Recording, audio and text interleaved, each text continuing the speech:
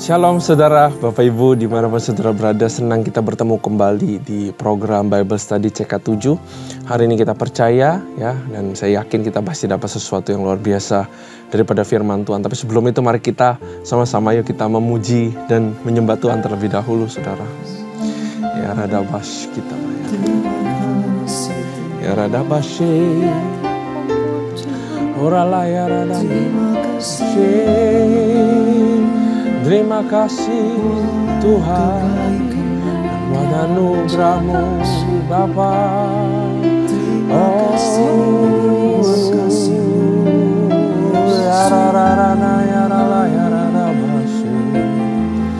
we need you, oh Lord. We need you, oh God. We want you here with us. Oh.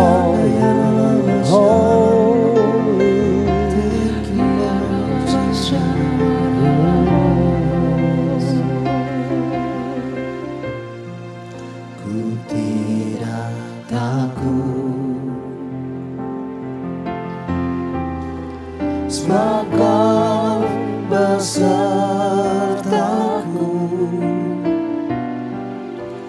ku tidak bimbang, sebab Engkau Allahku. Engkau meneguhkanku,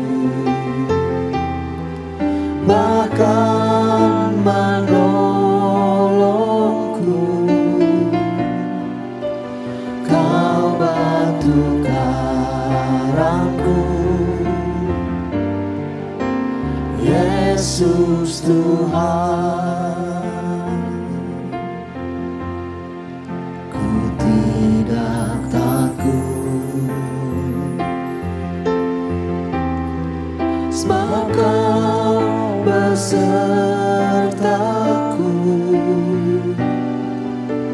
Ku tidak bimbang, sebab Engkau Allahku. Engkau meneguhkanku, bahkan menolongku.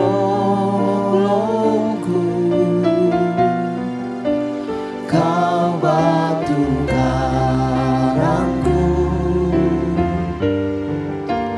Yesus Tuhan. Yesus memegangku dengan tangan kanan-Mu. Yesus memberiku kemenangan.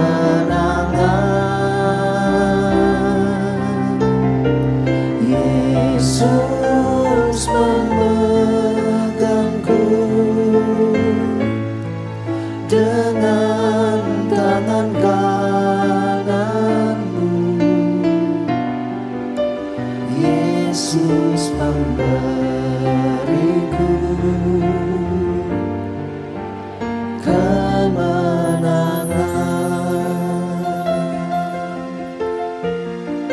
Ku tidak takut, sebab Kau besertaku.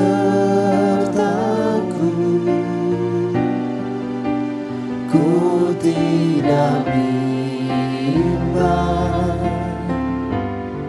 sebab Engkau Allahku. Engkau meneguhkanku, bahkan menolongku. Kau batu karangku, Yesus Tuhan. Ku tidak takut, sebab Kau besertaku.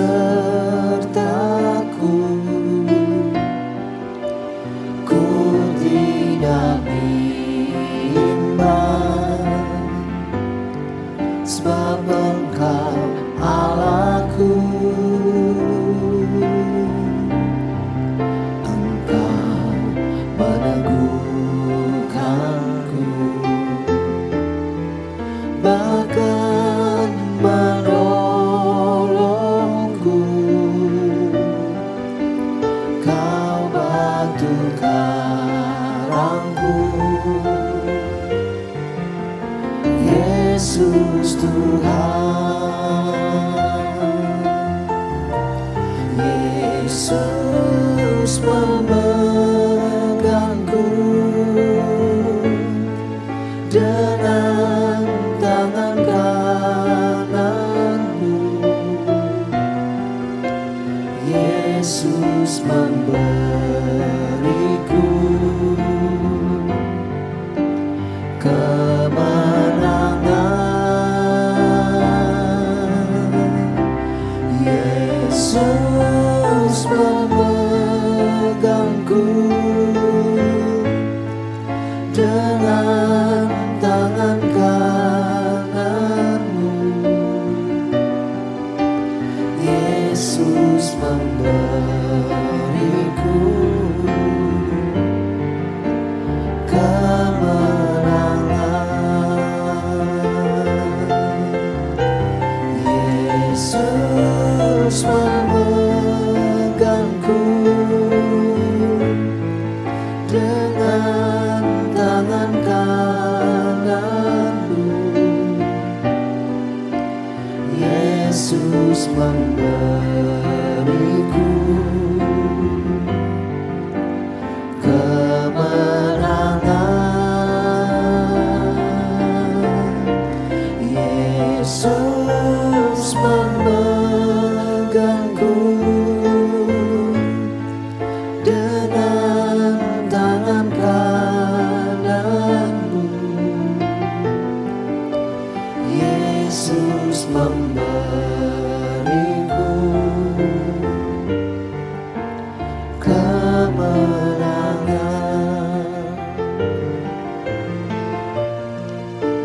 Yesus memberiku kemenangan.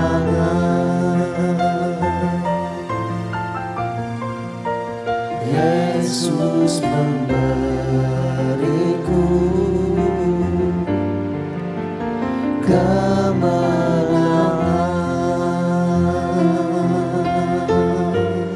Engkau menyentuh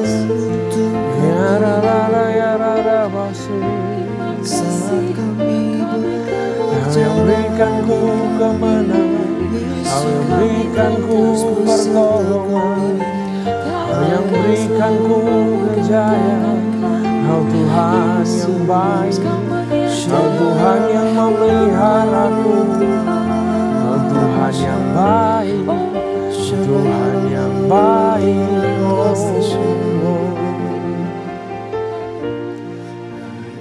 Engkau tak besertaku, ku tak mau berjalan. Ku perlu Tuhan, pimpin langkahku dengan kasih karunia-Mu. Pimpin langkahku setiap waktu, berjalan dalam Roh-Mu. Nyatakan Tuhan kemuliaan-Mu, dan berjalanlah denganku. Bila Engkau tak besertaku,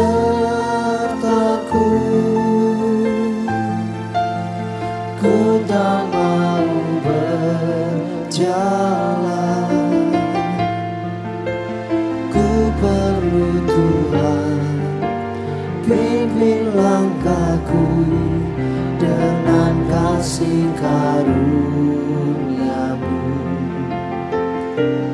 Pimpin langkahku setiap waktu, berjalan dalam Roh-Mu.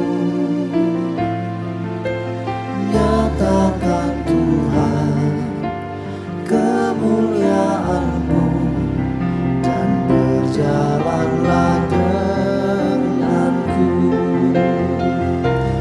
Bila Engkau tak besertaku, ku tak mau berjalan. Ku perlu Tuhan, pimpin langkahku dengan kasih karunia-Mu. Pimpin langkahku setiap waktu, berjalan dalam Roh-Mu. Nyatakan Tuhan kemuliaan-Mu, dan berjalanlah denganku. Nyatakan Tuhan kemuliaan-Mu, dan berjalanlah denganku. Nyatakan Tuhan kemuliaan-Mu, dan berjalanlah denganku.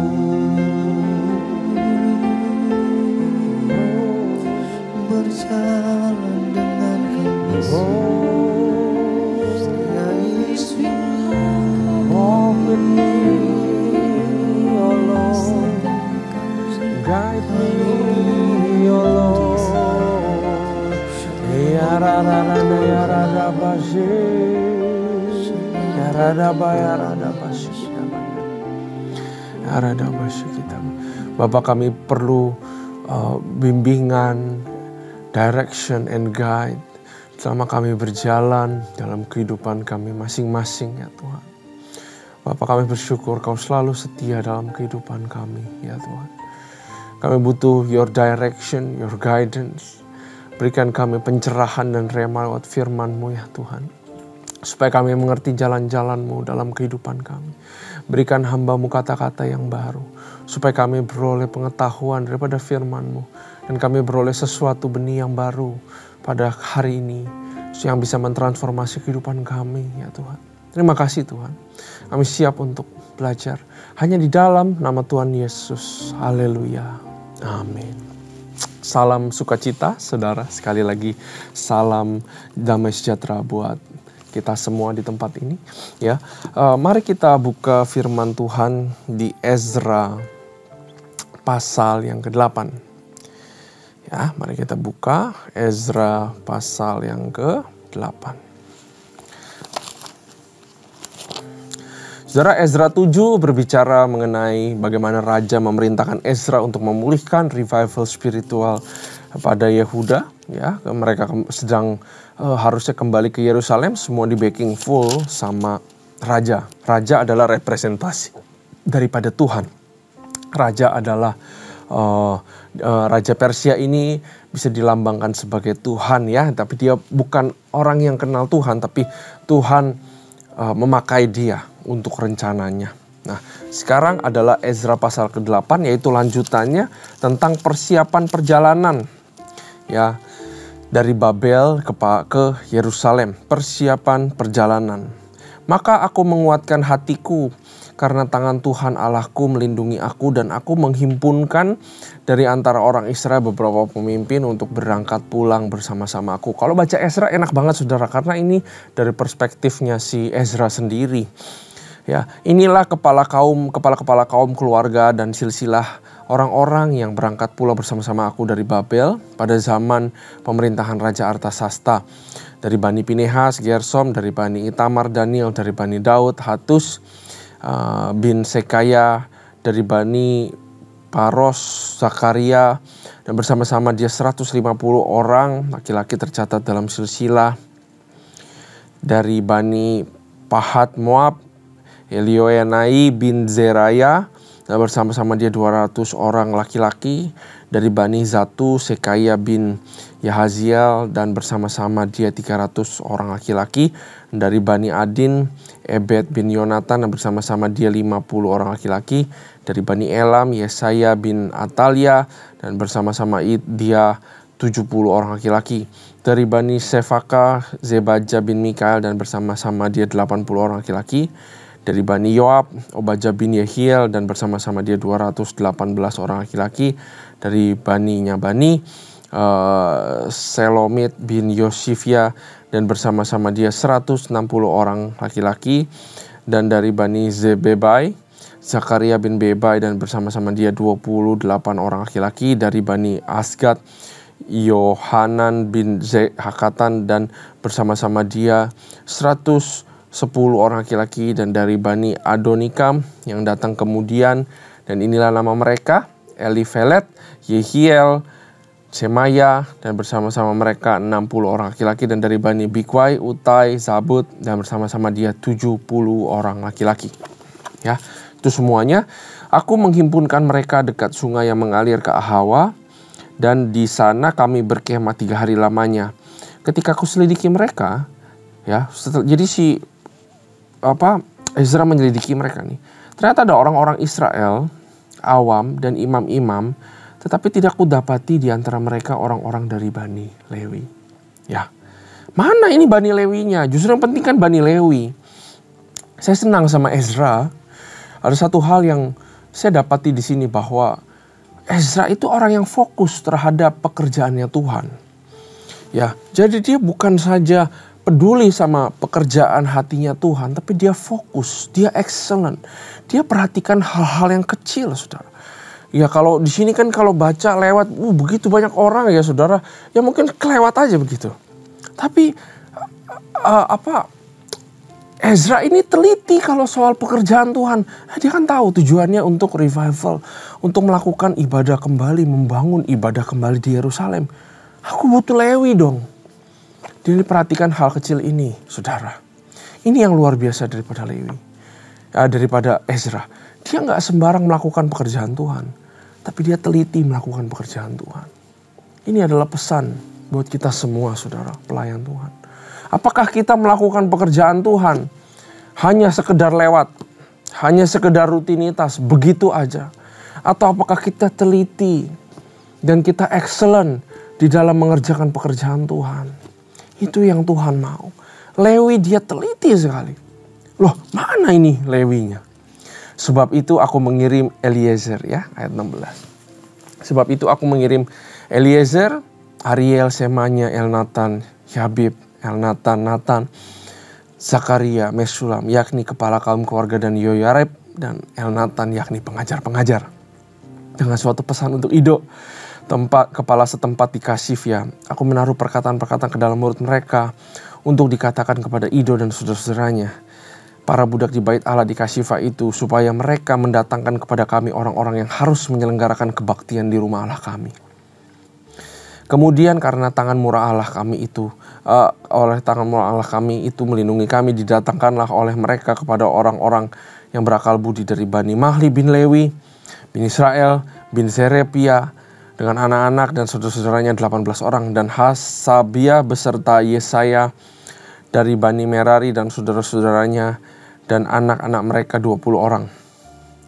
Dan daripada budak bait Allah yang diberikan Daud dan para pembesar untuk membantu pekerjaan orang-orang Lewi, 220 orang yang masing-masing ditunjuk, disebut namanya. Nah, ini dia yang paling terpenting, kata Ezra, ya saudara, yaitu orang-orang Lewi ini. Nah, apa yang terpenting sih saudara di dalam kita melakukan kehendak Tuhan? Apa yang terpenting? ya di dalam pelayanan kita, apa yang terpenting? Kadang-kadang kita karena rutinitas, kadang-kadang kita karena sudah lewat begitu, karena ada SOP, kita suka kadang-kadang lupa yang terpenting. Mari tapi kita berbalik, ya tanya kepada Tuhan, Tuhan di dalam pelayanan saya, apa yang terpenting? Di dalam soal teknikal pun, apa yang terpenting?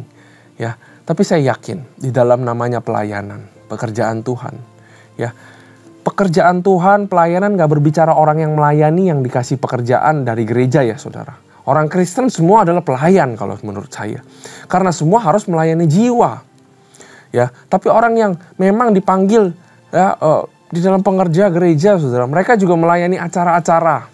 Ya, jadi ada pelayanan acara, ada pelayanan jiwa. Tapi pelayanan sesungguhnya selalu pelayanan jiwa. Karena itu ini adalah teguran penting buat kita orang Kristen. Tuhan bertanya sama kita semua lewat sini, lewat cerita Ezra. Apa yang paling penting? Apa yang paling penting, saudara? Yaitu jiwa-jiwa. Ya, itulah yang paling terpenting. Let's go back, saudara. Kaki kita jangan malas untuk lari kepada jiwa-jiwa. Ayat 21. Kemudian di sana di tepi sungai Ahawa itu aku memaklumkan puasa, supaya kami merendahkan diri di hadapan Allah dan memohon kepadanya jalan yang aman bagi kami, bagi anak-anak kami dan segala Saudara, hanya orang yang benar-benar fokus dan mementingkan pekerjaan Tuhan. Hanya orang-orang seperti inilah orang-orang yang bisa kepikiran untuk puasa, merendahkan diri karena dia tahu dia gak mampu sendirian. Ini teguran buat saya juga, saudara. Anak-anak puasa ya puasa aja. Karena dijadwal, saudara. Tapi ini balik lagi kepada hatinya, motivasinya. Kalau saya benar-benar perhatikan, pentingin pelayanan saya besok, maka saya butuh Tuhan. Karena itu saya puasa. Nanti kita akan bahas ya saudara, tentang puasa sedikit. Ayat 22.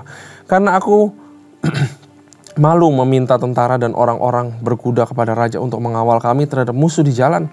Sebab kami telah berkata kepada raja demikian, tangan Allah kami melindungi semua orang dan mencari dia demi keselamatan mereka. Tapi kuasa murkanya menimpa semua orang yang meninggalkan dia. Jadi berpuasalah kami dan memohon hal itu kepada Allah. Dan Allah mengabulkan permohonan kami. Lalu aku memilih 12 orang pemuka imam, yaitu Serebia dan Hasabia. Dan bersama-sama mereka 10 orang dari antara saudara-saudara mereka. Aku menimbang bagi mereka perak, emas, dan perlengkapan-perlengkapan, yakni persembahan-persembahan khusus bagi rumah Allah kami yang dikhususkan oleh raja, serta penasihat-penasihatnya dan pembesar-pembesarnya dan semua orang Israel yang ada di sana. Pula aku menimbang untuk menyerahkan ke tangan mereka perak 650 talenta, perlengkapan perak seharga 100 talenta, emas 100 talenta, 20 piala emas seharga 1000 dirham, dan 2 buah perlengkapan daripada tembaga murni yang mengkilat dan indah seperti emas. Dan aku berkata kepada mereka, kamu kudus bagi Tuhan, dan perlengkapan-perlengkapan ini pun kudus. Dan perak dan emas ini adalah persembahan sukarela kepada Tuhan Allah nenek moyangmu. Rawatlah dan jagalah itu. Berbicara mengenai penata layanan, saudara, yaitu berbicara mengenai stewardship, menjaga yang punya Tuhan, bukan punya kita. Itu sampai kamu dapat menimbangnya di depan para pemuka imam serta orang-orang Lewi dan para pemimpin kaum keluarga Israel di Yerusalem di dalam bilik-bilik rumah Tuhan. Lalu para imam dan orang-orang yang menerima perak dan emas dan perlengkapan yang telah ditimbang itu untuk dibawa ke Yerusalem, ke rumah Allah kami. Nah saudara, tadi yang pertama kita sudah belajar bahwa fokusnya gak hilang si Ezra. Yang terpenting apa? Pertanyaan buat kita semua. Hey, kita ikut Tuhan, kita gereja, kita pelayanan, kita ikut komsel, kita panggil dia juru selamat, kita panggil dia Tuhan. Yang terpenting apa? Yang terpenting apa di dalam hidup? Yang terpenting apa di dalam hidup kita sebagai orang Kristen? Pertanyakan itu saudara kepada Tuhan. Saya percaya selalu yang penting itu adalah mengenal Tuhan, adalah mengalami Tuhan. Mengenal dan mengalami Tuhan, maka kita bisa penuh mengalami yang namanya kepenuhan Tuhan. Bagaimana cara full of God di dalam kehidupan kita orang Kristen? Kita mau seperti image-nya Tuhan, artinya kita harus penuh sama seperti Tuhan. Kita harus mengalami yang namanya the fullness of God. Menjadi seperti Tuhan di bumi sebelum nanti kita kekekalan terus-menerus sama Tuhan di sana. Kita harus back to the image of God, mengalami fullness of God. Fullness of God cuma dua, mengenal dan mengalami. Gak bisa cuma mengenal, harus mengalami. Kalau mau mengalami harus mengenal. Tahu dan kenal beda, harus mengenal Dia. Siapa Dia dalam kehidupan kita? Tuhan memperkenalkan dirinya dengan begitu banyak nama. Dia adalah Bapa, Dia adalah Juru Selamat, Dia adalah Tuhan, Dia adalah kekasih. Sampai yang paling ultimate, paling besar, Dia adalah segalanya. Pengenalan akan memancing atau mengeluarkan respon kita. Kalau Dia memperkenalkan bahwa Dia adalah segalanya sebetulnya, apakah Dia segalanya buat kita? Kalau Dia memperkenalkan dirinya Juru Selamat, apakah Dia benar-benar Juru Selamat kita? Gak cuma tahu saudara, tapi kenal. Tapi jangan berhenti cuma dikenal. Tapi harus maju sampai mengalami. Itu yang terpenting, mengalami Tuhan. Bagaimana mengalami Tuhan? Adalah taat firman-Nya. Kalau saudara taat firman-Nya, saudara akan mengalami Tuhan. Saudara akan mengalami tangannya. Saudara akan mengalami mujizatnya. Tapi kalau saudara nggak pernah mentaati firman Tuhan, saudara nggak bakal bisa mengalami apa-apa di dalam kehidupan. Firman-Nya adalah pelita bagi kita. Artinya kalau kita taati, kita akan mengalami Tuhan. Karena pelita itu membuat kita terang jalannya di depan kita. Bukan jalan kepada kekayaan. Karena berkat Tuhan gak pernah bentuk kekayaan. Berkat Tuhan adalah pengenalan dan mengalami Dia. Itu berkat paling indah yang bisa dialami manusia di bumi. Yaitu merasakan Tuhan di dalam kehidupannya. Berjalan di atas kuasanya. Dan mengenal Tuhan dengan sungguh-sungguh. Itu adalah yang terpenting menurut saya. Dan juga adalah dalam pelayanan yang terpenting adalah melayani jiwa-jiwa. Apa yang terpenting buat saudara? Introspeksi diri kita dan balik kepada yang terpenting. Saudara, kemudian kita lihat lagi bahwa Ezra, saudara, dia melakukan yang namanya stewardship. Emas-emas dia atur sedemikian rupa supaya dipegang sama orang Lewi, supaya dijaga dan ditaruh ke rumah Tuhan. Ini berbicara mengenai stewardship. Hamba yang setia. Bukan cuma hamba yang tahu isi hati Tuhan.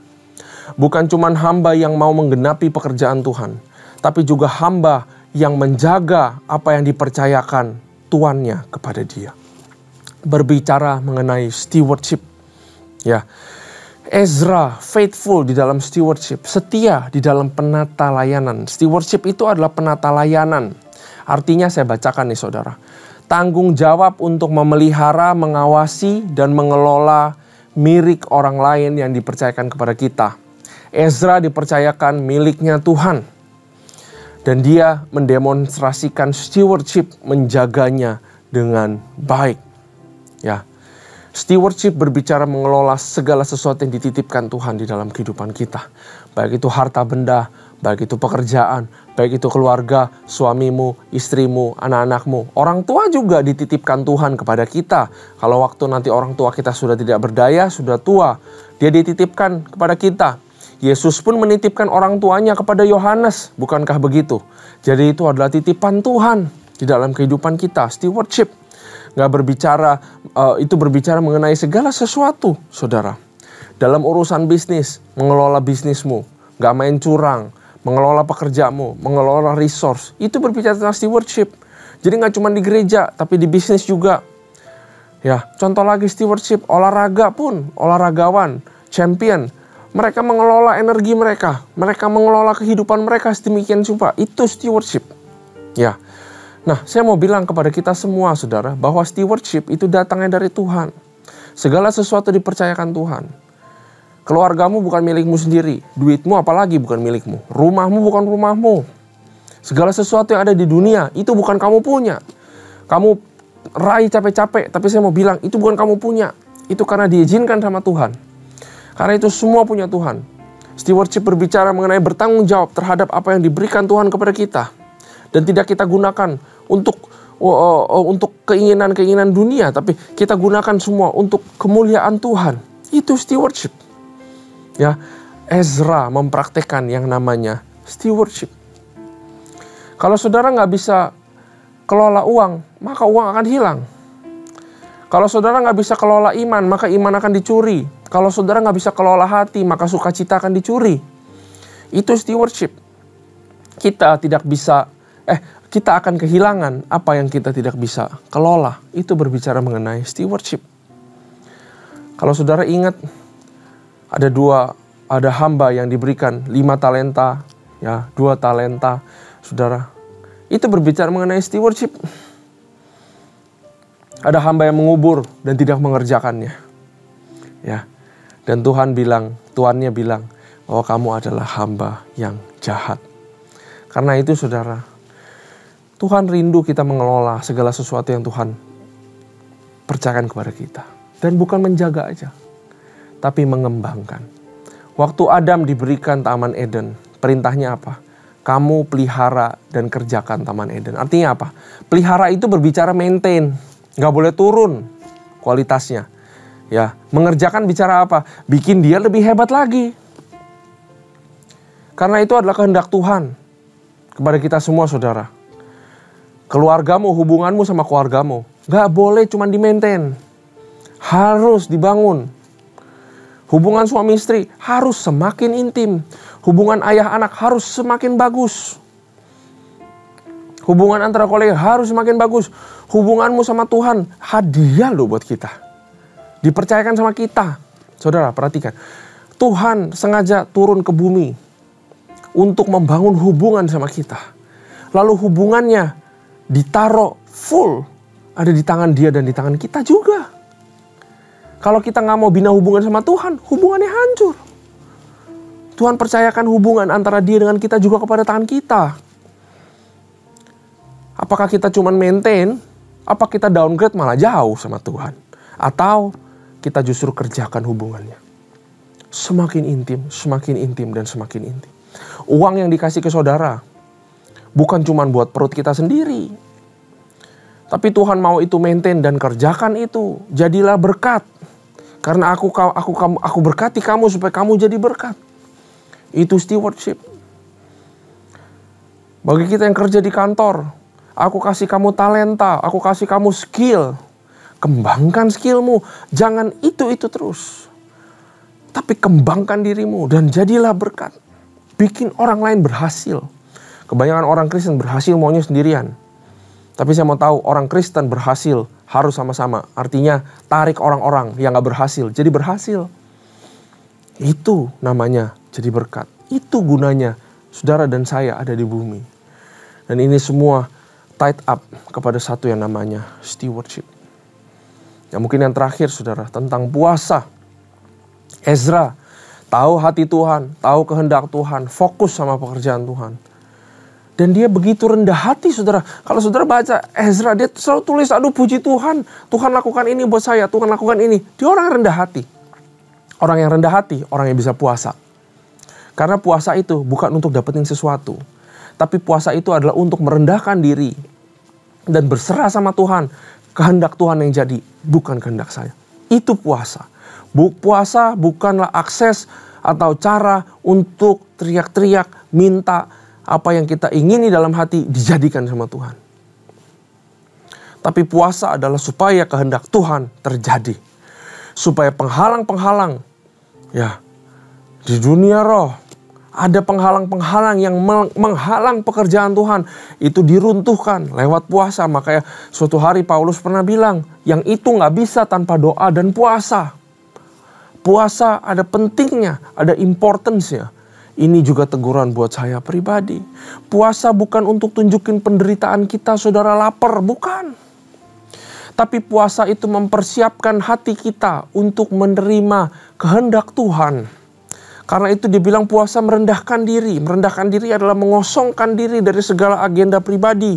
Supaya agendanya Tuhanlah yang masuk ke dalam kehidupan kita. Puasa untuk itu. Ya. Puasa adalah spiritual disiplin. Dalam bentuk physical action. Ya. Puasa harus dibarengi sama berdoa. Ya, bukan meminta atau memaksa, tapi merendahkan diri. Puasa adalah undangannya. Undangan supaya Tuhan itu menjadi mitra kerjanya. Supaya kita menjadi mitra kerjanya Tuhan. Puasa itu merendahkan diri dan bilang, I need you Lord. I come to you. I want to agree together with you. Bukan Tuhan, tolong saya, you need to agree with me. Kebalik saudara, puasa untuk Tuhan, I need to submit myself to you. Itu puasa saudara. Whatever you say will be, itu puasa. Ya, puasa itu mendekatkan kita kepada kehendak Allah yang menunggu kita. Amin saudara. Kita belajar banyak hari ini. Ya, bahwa puasa adalah untuk merendahkan diri kita di hadapan Tuhan. Supaya kita dekat dengan kehendaknya. Puasa adalah supaya kita menangis, menghancurkan hati kita. Terhadap apa? Terhadap keinginan-keinginan pribadi kita. Kita hancurkan Tuhan, bukan keinginan saya, tapi keinginanmu. Aku puasa, biar kehendakmu terjadi dalam kehidupanmu. Biar kau pakai aku. Biar rencanamu itu yang masuk ke dalam kehidupanku. Dan memerintah kehidupanku untuk selama-lamanya. Amin. Terima kasih Tuhan buat firman ini. Kami belajar banyak. Berkati kami di waktu-waktu selanjutnya. Supaya kami mengerti lebih banyak dan lebih dalam lagi Tuhan. Terima kasih Bapa buat hari ini. Kami bersyukur bahwa Kau selalu menuntun kami. Memberikan rema di dalam pembelajaran kami. Hanya di dalam nama Tuhan Yesus. Haleluya. Amin. Tuhan Yesus memberkati.